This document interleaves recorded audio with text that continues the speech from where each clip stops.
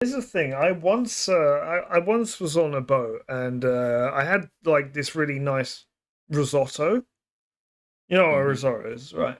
Yep. Uh-huh. And like on this particular day, there was actually this whale that came out of the water and just gobbled up my risotto. Like, damn, rice whales. That was that was the most forced segue. By the way, not true story. But hang on, does that mean that we get to talk about rice whales now? Sure, we could talk about rice whales. Okay, they are a lesser known species for this month. So a lot of the information presented here can be found on the Whale and Dolphin Conservation website. Link will be in the comments. We will probably talk about WDC a little bit later on as well, because we're going to talk about what's going to be happening a little bit soon, next month. So, okay, so I'll read off what I've got here until we get to interesting information. Well, I'm gonna just let you. I'm gonna let you pop off. Hmm. Yeah, yeah, because This is this your is local species. yeah, this is one of my local species. So yeah, Like these I'm are the excited. whales that like you see down the pub, I wish I could, but and you it'd have a be drink with them. yeah, Mm. I could. Or one of the I'm gonna go sorry, random sidetrack. Did you know that there is a resident population of sperm whales? Wait, is it sperm whales or humpback whales? Now I can't remember which. In the Gulf of Mexico? I was unaware of that actually. Yeah, and, like, I wanna look more into that because I was looking at, like, well, okay, what whales could I reasonably see if I was out on a fishing trip? Because obviously I see, bottlenose dolphins all of the time. They're ubiquitous around here, but I was like, I wanted to see what else is out there, and apparently we got some big whales hanging out there, so Oh yeah, you've got like really big whales. They're called rice mhm. whales. Yep. So rice whales are rorquals. Rorquals are basically great whales with baleen plates. They're in the same kind of group as blue whales and fin whales, and they were once thought to be bride's whales. Their range is quite small. They are in the Gulf of Mexico all the time, as in they are non-migratory, and they basically they only stay in the same place. And a fairly specific depth range as well. Oh yeah, they're actually not that deep diving for large whales. Yeah, Um, if I'm trying to remember off the top of my head, but if I remember right, they typically are in depths of 500 to 1500 meters. I've got different information here. I may just be misremembering. I've been reading a lot this week, Cravone. So I've got here that they dive up to around 270 meters. Oh, sorry, I didn't mean their depth. I meant the depth of the water that they live in. Okay. So like the depth of the seafloor. Yeah, because it's so because I was looking at the range maps since I was really interested. Like I said, of, hey, could I see a rice as well? And the truth for me is probably not. I'm on like the very southern end of their current range, though I would have to on a fast boat. I'd have to drive about 3-4 hours out to get into the right depth. But according to historical reports, the Rice's whale used to be basically their range used to be a crescent going all the way around the Gulf of Mexico along the band where the continental shelf is that depth. Because one of the interesting things about the Gulf of Mexico is there's large sections of it that are very much like a plateau, but then once you get to the edge of it, it just drops way off.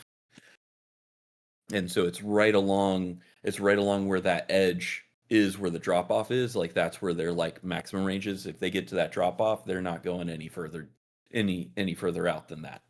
Yeah. So they don't actually have to dive quite deep for their prey, because so their prey is not too well known, but it's mostly thought to be plankton, krill, and small crustaceans. And Uh, of course, plenty of shrimp activity in the northern oh Gulf yeah, where they are.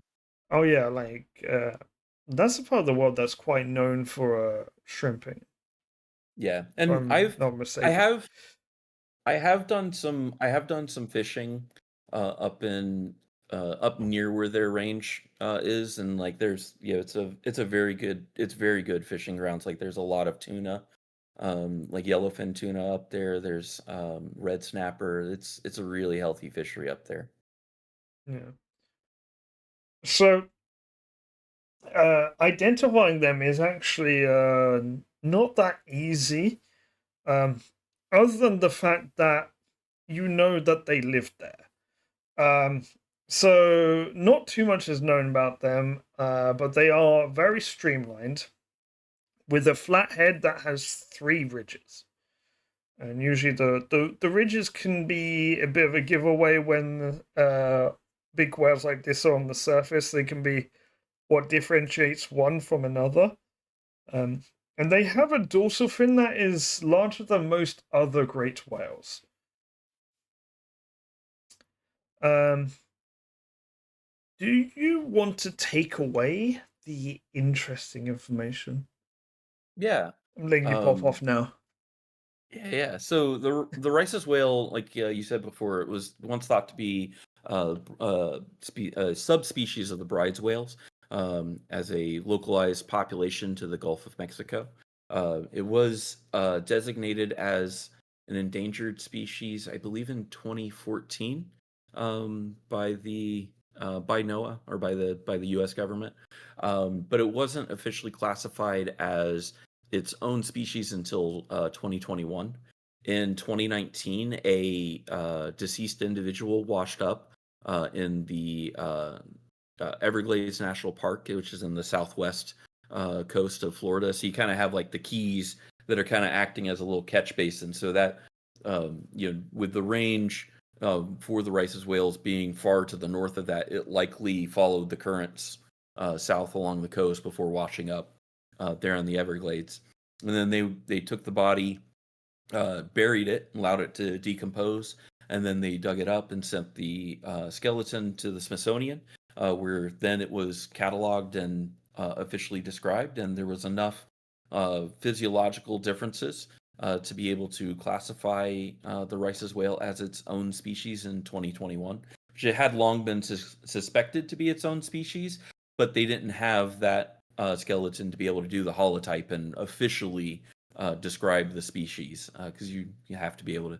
Or that's a part of the taxonomical world, is that you need to have that skeleton, or at least enough of a skeleton to be able to do a proper description and describe a species that way. So, Um, from what I read, they're not even that closely related to prize whales. That mhm. they're actually quite different physiologically. Yeah, and I believe they're actually more closely related to blue whales, I think. This is why we have the power of the internet. We can look things up when we're not sure. Yeah, sorry, it's Eden's whale, Omura's whale, and then the blue whale are its, I believe, are its closest. Or sorry, I did read let about me the back up. Omas. Let me back Well, up. Uh, the Rice's whale and the Eden's whale form a clade, along with this, and then in another group, I don't remember what they call it, with the Sei whale and the Bride's whale. okay. So it's the Eden's whale that is its closest relative. Maybe we need to And the cover Eden, the Eden's well next month. yeah, and the Eden's whale is also known as a skipjack whale, especially around Japan. So they're actually the rice whale, I should say. They're Mhm. actually one of the most critically endangered species on the planet. because there are roughly 13 of them left. I believe what I read was 12 males and 18 females. Um, and they were quite heavily hit by the Deep Horizon accident, which was the BP oil Mhm. rig fire several years ago. And that put them even further on the brink of extinction. And Yep. what oil spills will do to cetacean species will be that they'll sabotage their ability to reproduce, if not kill them outright. Mhm. And they And and lost. and they add and when we go back to our earlier conversation about food webs, it has a cascading effect on so because everything is infected from the bottom up, in the food web. So it's a complete cascade failure of the system when oil spills happen, especially to the level that happened with that BP oil spill. Yeah. So they still actually face quite a few threats. Notably fishing gear, boat strikes because it's a very busy area, pollution, as in chemical pollution and noise pollution. Yeah. And you actually mentioned a little bit more on this. Yeah, so I have a hypothesis to make about um the rice whale's current range. So as I look across that range, and like I said, it's like it's a band along the continental shelf, like all the way around from around Tampa Bay, all the way to the Yucatan Peninsula. That's where their historical range was believed to be. Well, when you look at the entirety of that range, until you get over to Florida, there has been extensive, uh, gas and oil exploration and production done along the entirety of that corridor. Now, when you get to Florida, Florida has long had a ban on offshore oil drilling, and that's due to tourism being such a big part of the state's economy. And like it's repeatedly come up of like constitutional amendments, ballot initiatives, basically of to continue banning offshore oil drilling, and it's something that the people of the state of Florida are very passionate about. No matter your political affiliation, that's something that most Floridians agree very strongly on. And so I have this hypothesis um, that their range has been constricted by that oil and gas production, and that as long as oil and gas production is going on in their historical range, that it seems like it would be unlikely that they would recover that historical range. But that's just a hypothesis. Well, I'm muting myself. Uh, it's yeah, I think it's certainly possible that that's the case.